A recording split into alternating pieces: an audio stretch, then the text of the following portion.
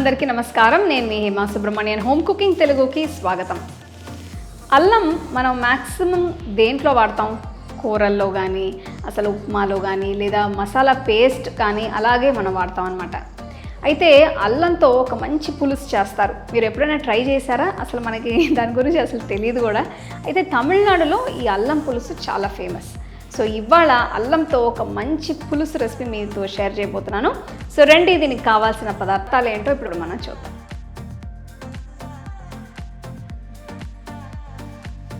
అల్లం పులుసు చేయడం కోసం నేను ఒక పెద్ద నిమ్మకాయ సైజ్ అంత చింతపండుని తీసుకుంటున్నాను. దీన్ని ఒక బౌల్లో వేసి కొన్ని గోరువెచ్చని నీళ్లు పోసి నానబెట్టాలి.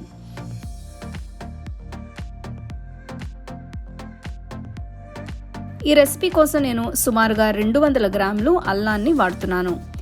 ఇది ఫ్రెష్గా ఉంటే పులుసు టేస్ట్ ఇంకా బాగుంటుంది. అల్లానికి ఉన్న స్కిన్ పీల్ చేసి ఒక్కసారి శుభ్రంగా నీళ్లతో కడగాలి. ఆ తర్వాత దీన్ని చాలా చిన్న ముక్కలుగా కట్ చేస్తున్నాను. ఇలా చిన్నగా కాకుండా మీరు పెద్ద ముక్కలుగా కట్ చేస్తే టెక్స్చర్ సరిగ్గా ఉండదు, తినడానికి కూడా అంత బాగుండదు. కాబట్టి చాలా ఫైన్గా కట్ చేయాలి. కట్ చేసిన అల్లాన్ని మొత్తం ఒక బౌల్లో వేసి పక్కన పెడుతున్నాను. ఇప్పుడు ఒక వెడల్పాంటి కడాయిలో 6 టేబుల్ స్పూన్ల నువ్వుల నూనె వేస్తున్నాను. మీకు కావాలంటే దీనికి బదులు కొబ్బరి నూనె కూడా వాడుకోవచ్చు. నూనె కొద్దిగా వేడెక్కిన తర్వాత తరిగిన అల్లాన్ని వేసి వేయించాలి. పొయ్యిని మీడియం ఫ్లేమ్లో ఉంచి అల్లాన్ని సుమారుగా 10 నిమిషాలు వేయించాలి. ఇప్పుడు ఇందులో పొడవుగా తరిగిన 15 చిన్న ఉల్లిపాయలు, చిన్నగా తరిగిన 4 పచ్చిమిరపకాయలని వేస్తున్నాను. ఈ రెసిపీ కోసం చిన్న ఉల్లిపాయలని వాడితే ఆ ఫ్లేవర్ కొంచెం స్పెషల్గా ఉంటుంది. వీటిని పెద్దగా కాకుండా ఇలా ఫైన్గా కట్ చేసుకుంటే పులుసు కూర తినడానికి బాగుంటుంది. పొయ్యిని మీడియం హై ఫ్లేమ్లో ఉంచి వీటిని కనీసం 5 నిమిషాలు వేయించాలి. చూస్తున్నారు కదా, ఇవన్నీ చక్కగా వేగాయి. కాబట్టి ఇందులో 1/2 టీ స్పూన్ పసుపు, 1 టీ స్పూన్ ఉప్పు, 3 పెద్ద టీ స్పూన్ల కారం వేసి అంత బాగా కలపాలి. ఇదంతా కలిపిన తర్వాత 2 నిమిషాలు వేస్తే పచ్చి వాసన పోతుంది.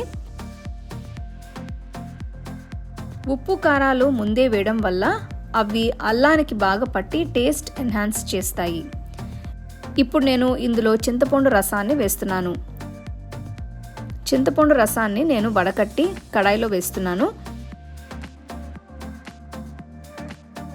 పులుసు కాస్త దగ్గర పడిన తర్వాత బెల్లం పొడి వేయాలి. నేను ఈ రెసిపీలో చింతపండు రసానికి తగ్గట్టుగా 7 టీ స్పూన్ల బెల్లం పొడి వాడుతున్నాను. దీనివల్ల పులుసు కొంచెం తీయగా ఉంటుంది. ఈ పాయింట్లో మీరు రుచి చూసి కావాలంటే ఫ్లేవర్స్ బ్యాలెన్స్ చేయడం కోసం ఉప్పు వేసుకోవచ్చు. బెల్లం వేసిన తర్వాత పొయ్యిని మీడియం ఫ్లేమ్లోనే ఉంచి పులుసుని ఇంకొక 15 నిమిషాలు ఉడికించాలి. చూస్తున్నారు కదా, పులుసు ఇంకా కొంచెం చిక్కగా అయింది. ఇందులో నూనె కూడా పైకి తేలుతుంది. ఈ అల్లం పులుసుని మీరు ఒక ఎయిర్ టైట్ డబ్బాలో వేసి ఫ్రిడ్జ్లో ఉంచితే 1 రోజుల వరకు నిల్వ ఉంటుంది. దీన్ని మీరు అన్నంలోకి మాత్రమే కాకుండా కావాలంటే ఇడ్లీ, దోశ, వడ లాంటి టిఫిన్స్లోకి కూడా సర్వ్ చేసుకోవచ్చు.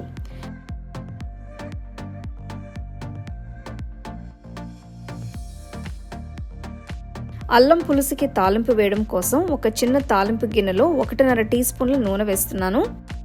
ఇందులో 1/2 టీ స్పూన్ మినపప్పు, 1/2 టీ స్పూన్ ఆవాలు, 1/2 టీ స్పూన్ ఇంగువ, కొన్ని ఎండుమిరపకాయలు వేసి వేయించాలి. ఆవాలు చిటపటలాడిన తర్వాత పొయ్యి కట్టేసి కొన్ని ఫ్రెష్ కరివేపాకులు వేస్తున్నాను. ఇవి ఆప్షనల్.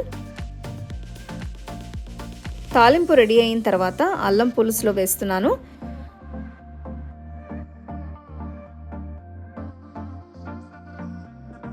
చూస్తున్నారు కదా, అల్లం పులుసు ఇలా ఉంటే కరెక్ట్ కన్సిస్టెన్సీలో ఉన్నట్టే.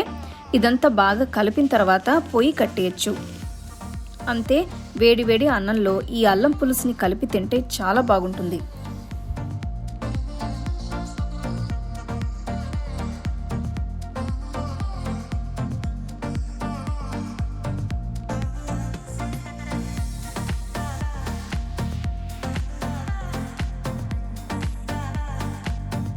చూడ్డానికి మీకు ఇది కొత్తగా అనిపించినా కూడా దీంట్లో ఫ్లేవర్స్ అనేవి చాలా బాగుంటాయి. కొంచెం పుల్లగా, కొంచెం తీయగా, బాగా కారంగా. సో అల్లం ఫ్లేవర్స్ చాలా స్ట్రాంగ్గా ఉంటుంది. ఇది మీరు వేడి వేడి అన్నంలో కొంచెం నెయ్యి వేసుకుని తింటే బ్రహ్మాండంగా ఉంటుంది. సో తప్పకుండా ఈ రెసిపీని మీరు ట్రై చేసి మీ ఫ్యామిలీ ఫ్రెండ్స్తో షేర్ చేసుకోండి.